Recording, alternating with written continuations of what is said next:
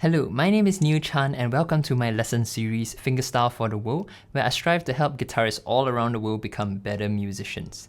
Now, how to play expressively. Remember, music is an art and it's not just about playing the notes, but it's about how you play them and how you use the musical tools at your disposal to inject emotions into them and to convey a certain message or a certain idea or a certain emotion to your listener. Now, this is what's going to separate you as a musician to other guitarists, because nowadays even machines can play music, unfortunately.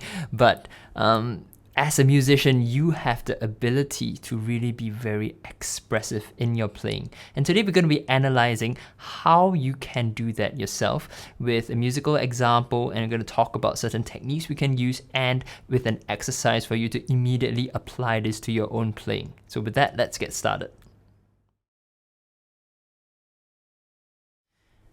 Now, while there are lots of ways to achieve expressive guitar playing, today we're going to be focusing on two elements or techniques that you can use to achieve this end to a certain extent.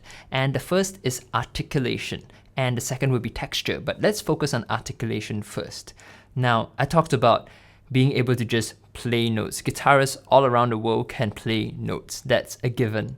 But it's about how you play those notes, and that's where articulation comes in. As guitarists, we have lots of articulations at our disposal. For example, with this one note, you can do a vibrato, you can do a slide, you can do a hammer-on or a pull-off, and you can do all sorts of other things with it, but these are the main ones that we're going to be applying today. So by using these articulations, you can create a certain feel and mood in your playing. And the second one is texture. Now, texture is a little bit hard to describe because it's kind of all-encompassing. One way to describe texture is the elements of melody, harmony, and rhythm, how they all work together to create a certain aural sensation in the music.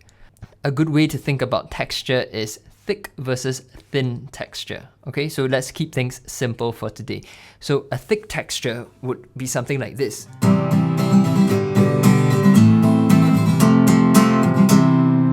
Alright, or something thinner but with the same musical material would be.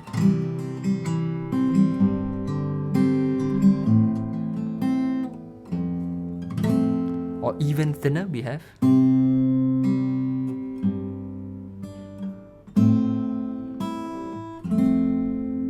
Alright, so that's one way you can think of texture, and that's all I want to focus on today. Alright, so how I like to apply texture is to have variations of thin versus thick texture. Basically, few notes giving more space to breathe compared to thicker texture with more notes, faster rhythms, giving less space and a little bit more intensity and urgency in the music. So you can think of this and apply it to your own music making.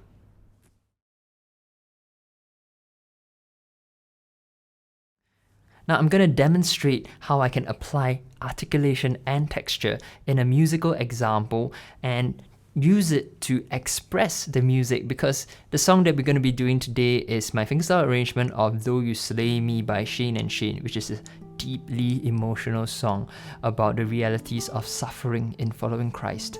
And I love this song, and in my arrangement for it, I chose to keep it very sparse.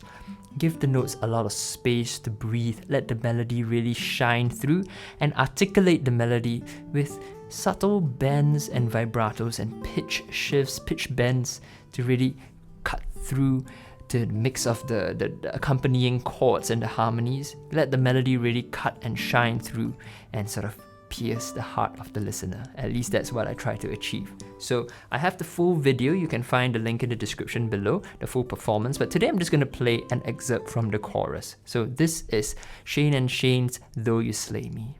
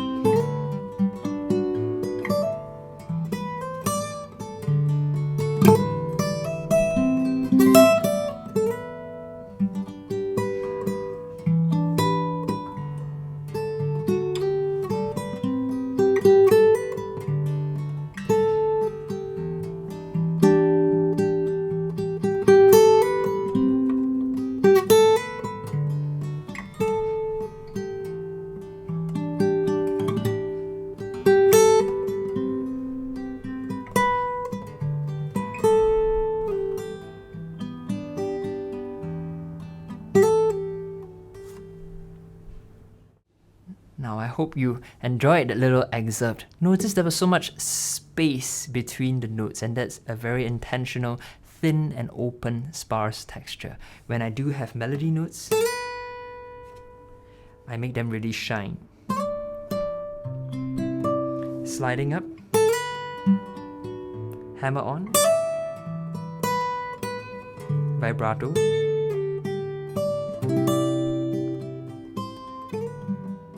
hammer on. The slight vibratos bring the music to life. And now I'm going to show you a musical exercise that you can start applying this immediately to your own playing. So let's go to our exercise.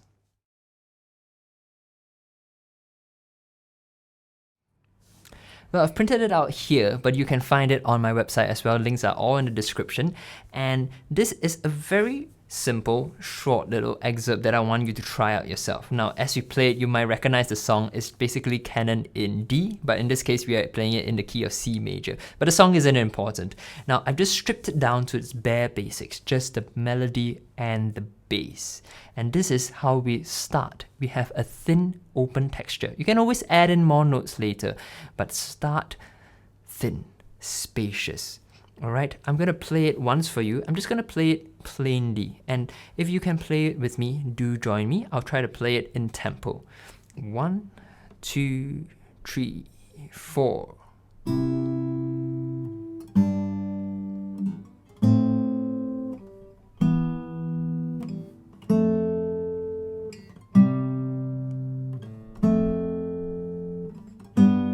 All right, repeat.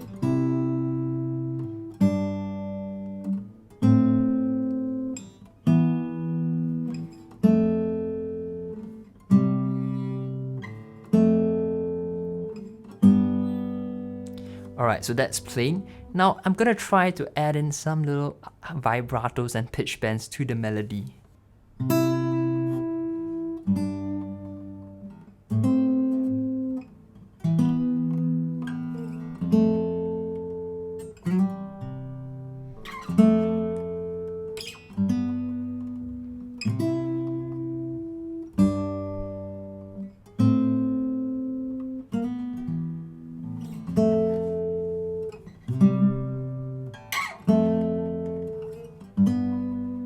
Notice I can't help it, I'm already adding in the hammer-ons and pull-offs. So now I'm gonna go all out with the expression in just the melody, not the bass yet, alright? I'm also gonna do some rhythmic variations, slight ones, not too much, if not we're gonna lose the essence of the song, alright? But just slight little shifts in the rhythms here and there. Let's go.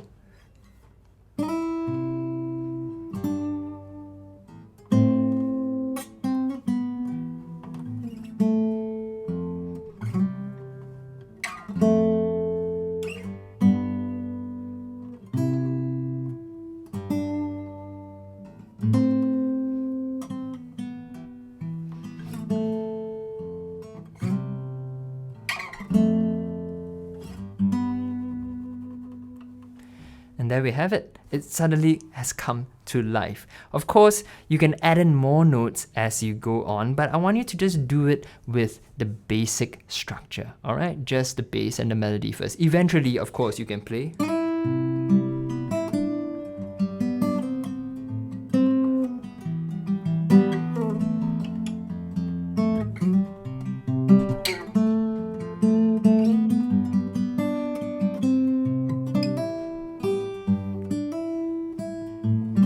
So on and so forth, okay?